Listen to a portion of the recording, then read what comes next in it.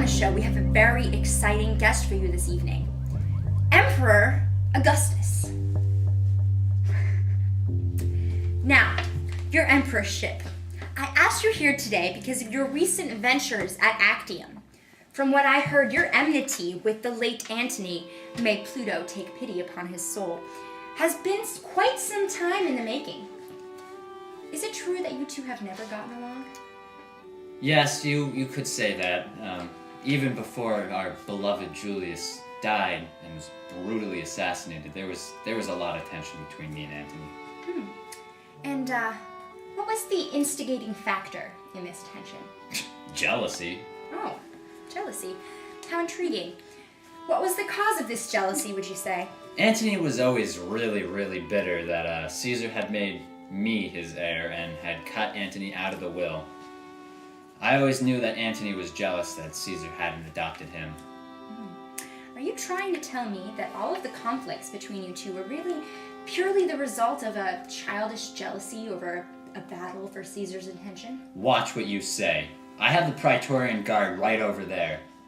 But no, it wasn't just battles for his attention, although there was a lot of that. It was mostly money. What do you mean? What do you mean, what do I mean? What do you mean it was mostly money? Well, the little swine just couldn't accept that I was Caesar's rightful heir and all the money was mine. Ah. So he took your money? Yeah, pretty much. He took part of my inheritance and swindled it like an idiot. I see. Well, moving on from this rather touchy subject, I heard that there were some troubles between the two of you during the early days of the triumvirate. Could you please talk about this as well? Yeah, well, I was at Philippi fighting and conquering for Rome. Antony was back in Rome spreading vicious lies about me, bad-mouthing me. I heard about some of these. Weren't you hiding in the tent during the entirety of the battle? Hey, I went back to get something. It was really important. It just took a while. Yeah, it took so long that the battle was over by the time you got back. Anyways, moving on. Didn't you two try to make peace at one point, actually? I suppose you could say that. I let him marry my favorite sister, Octavia. And I thought that maybe us having a family connection would ease some of the tensions, but that was a really stupid idea. Why? What happened? Well, he sent my pregnant sister back to Rome, and then he started philandering out in Egypt with that woman Cleopatra. I see.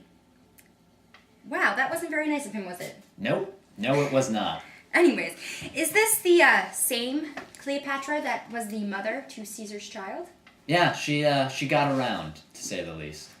I see. So, I heard about that, actually. Didn't he try to say that this child was in fact the rightful heir to the throne? Well, the throne being a loose term for republic. Very, very loose. We like to not use that term. He tried to say that was Caesar's legitimate heir, but who would make an Egyptian boy heir to Rome? I'm not quite sure, but that must have really bothered you. Oh, you bet. What did he do next? Well, he tried to give his sons part of Roman territory without the decree of the Senate or the permission of the consuls or even talking to me. He was going to give his illegitimate children parts of the Roman Republic. And is this what caused you to wage war against him? Well, the Senate decided to wage war on Cleopatra, and I was just carrying out the will of the Republic and the people. But we were all really tired of this nonsense, and no one liked her. No one liked Cleopatra, no one liked Antony. Remember that. I will. Is this why people supported you? Well, yes, and my dizzying intellect. I see. Well, what exactly happened during this battle? My men were doing quite well, and I think Antony knew it. But then halfway through the battle, he turned tail and ran like a coward. Wasn't he on a boat? Yes, he turned tail and ran like a coward on a boat.